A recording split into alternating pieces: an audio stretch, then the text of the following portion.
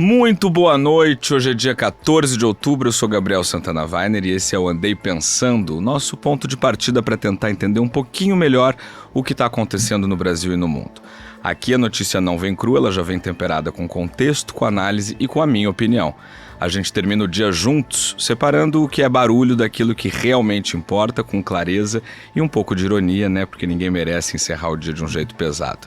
De Porto Alegre a Brasília, passando também por tudo que reverbera lá fora, esse é o Andei Pensando, o programa para quem quer ficar bem informado em meio a tanta loucura, e haja loucura, hein? Hoje a gente vai falar do início do acordo de paz entre Israel e o grupo terrorista Hamas, que começou ontem, e das brigas e retaliações que estão rolando em Brasília, tanto no governo quanto na oposição. E ainda tem o quadro Descompliquês, onde eu tento traduzir algum conceito, um termo, alguma especificidade assim do nosso sistema político, jurídico ou econômico. Então, bora começar o Andei Pensando de hoje. Pode rodar a vinheta, produção.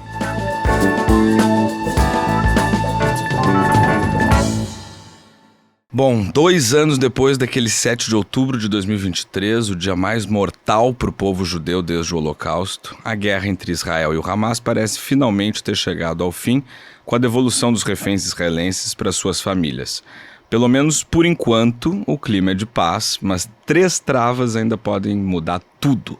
O desarmamento do Hamas, a retirada completa das forças de Israel de Gaza e a definição de quem vai governar o território a partir de agora. Ontem, no Egito, 20 países se reuniram para discutir o dia seguinte. E a conclusão foi simples: não existe dia seguinte sem ordem em Gaza.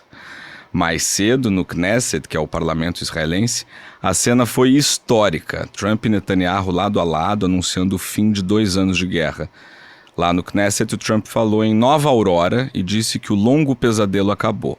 Netanyahu respondeu chamando Trump de o maior amigo que Israel já teve na Casa Branca, o que é bem impressionante para alguém que já teve Henry Kissinger como aliado.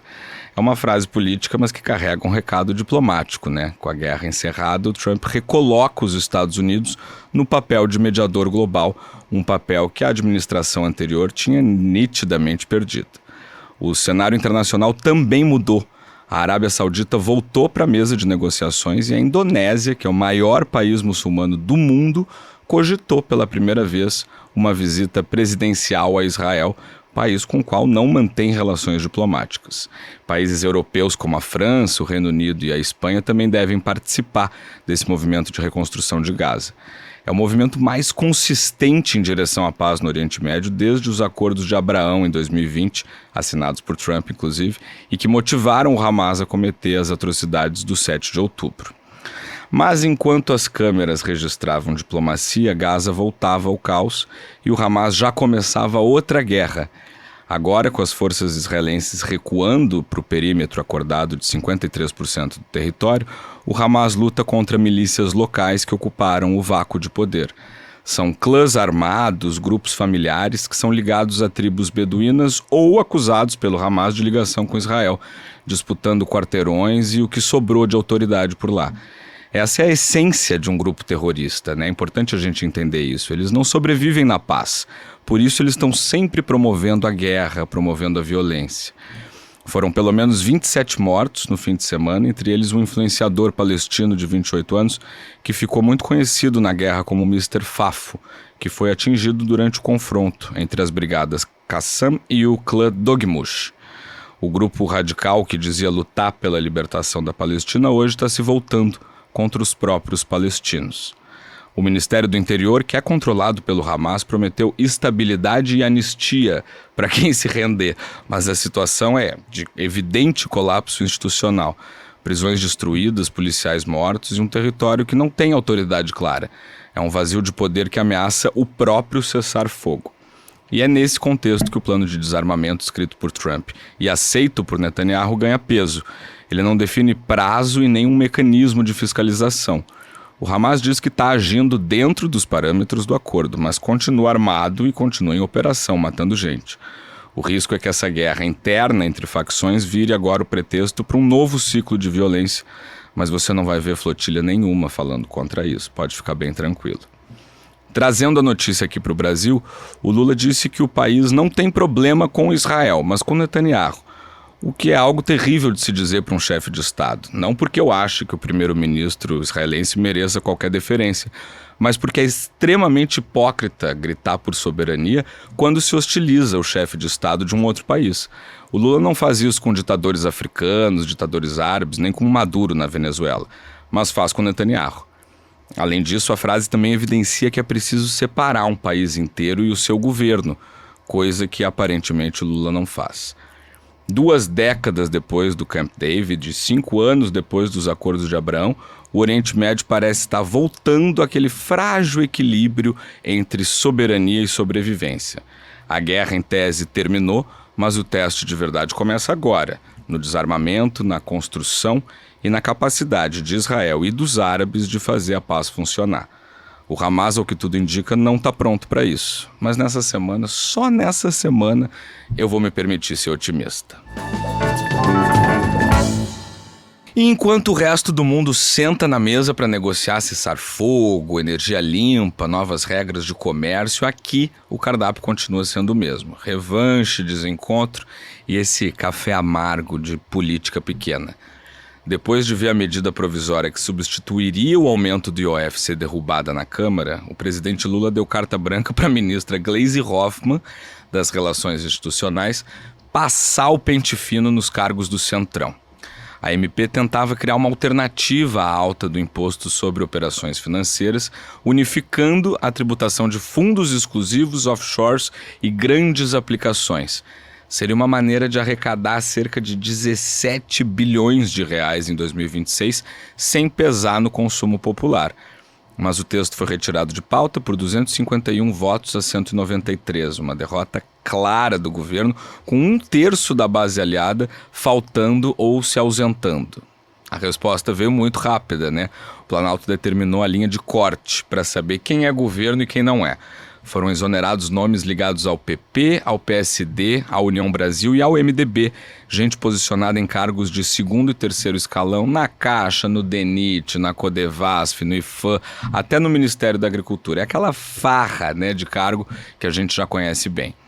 Nas próprias palavras de um assessor da Casa Civil, foi preciso lembrar que cargo é para quem ajuda a governar, não para quem atrapalha. Mas o efeito colateral é conhecido. A base fica mais hostil, a articulação mais rígida e a governabilidade, que é o objetivo de tudo isso, fica mais curta. Líderes do Centrão já reagiram dizendo que não é lógico bater em aliado num Congresso que é tão arredio, e eles têm razão quanto a isso.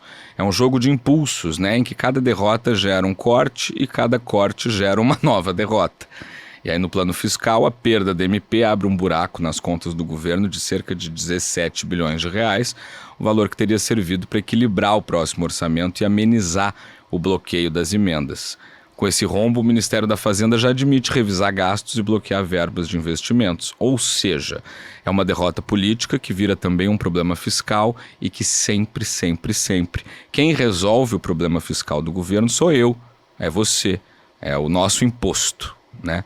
A verdade é que o presidente Lula, que foi o presidente do diálogo em 2003, hoje parece ter muita dificuldade de articular com o Congresso. Ele sempre soube que lealdade política não se compra com cargo, mas que se constrói com uma relação de confiança, né? Só que o governo parece esquecer que o Centrão não tem ideologia, tem interesse, e que um aliado humilhado é sempre um inimigo em potencial. Mas esse clima não é exclusividade do governo, não. A oposição também faz a sua parte para manter o nível lá embaixo. O presidente do PP, o Ciro Nogueira, disse numa entrevista que o Eduardo Bolsonaro causou um prejuízo gigantesco à direita com a sua atuação nos Estados Unidos. É uma frase tão óbvia que poderia ter sido dita até por um papagaio, mas não na leitura do próprio Eduardo. O filho do ex-presidente ficou muito irritado e respondeu nas redes sociais, dizendo que o prejuízo é do plano pessoal de Ciro Nogueira e que ele, Eduardo, está abrindo mão de interesses pessoais pelo Brasil. É um diálogo político que caberia num grupo de WhatsApp que eles gostam tanto, não num país de 200 milhões de habitantes, né? No fim fica essa sensação de que o Brasil virou um país preso a um tabuleiro sem xadrez. É um governo que pune em vez de conversar, um Congresso que sabota em vez de propor, uma oposição que briga consigo mesma e um povo que não aguenta mais ver tudo isso de braço cruzado. E chegou a hora do nosso quadro de toda terça-feira, o Descompliquês. E a palavra a ser descomplicada hoje é offshore, um clássico, das páginas de economia que parece difícil de entender, mas não é. Na prática, esse é um investimento que é feito fora do país de origem do investidor. Ele pode ser uma conta, pode ser um fundo, uma empresa, qualquer estrutura financeira que seja registrada lá fora e não aqui no Brasil. A offshore não é por si só ilegal. Muita gente abre uma empresa dessas para diversificar moeda, para proteger patrimônio ou para planejar a sucessão. O problema é quando ela é usada para esconder dinheiro, para evitar imposto ou para lavar recurso de origem duvidosa. É por isso que as offshores vivem no meio de toda a discussão fiscal entre quem quer tributar os mais ricos e quem defende a livre circulação de capitais. Na MP que caiu semana passada, o governo queria cobrar imposto sobre os rendimentos de offshores, coisa que muitos países já fazem. Então, quando você ouvir offshore no jornal ou numa CPI, pode entender assim, é uma empresa ou conta legal, mas que pode virar ilegal dependendo do uso dela. É o paraíso fiscal de alguns e o limbo jurídico de outros. E aqui no Brasil é sempre um bom termômetro para a gente saber quem está fugindo do imposto e quem está planejando fugir do país. E com essa a gente encerra o Andei Pensando de hoje. Eu sou Gabriel Santana Weiner e foi um prazer fechar o dia com vocês. Além do Andei Pensando, eu também dou meus pitacos no timeline da Rádio Gaúcha e em outros espaços. Só me seguir lá no Instagram, @GabrielSWeiner, que na minha bio você descobre onde mais me encontrar. Boa noite para vocês e até amanhã.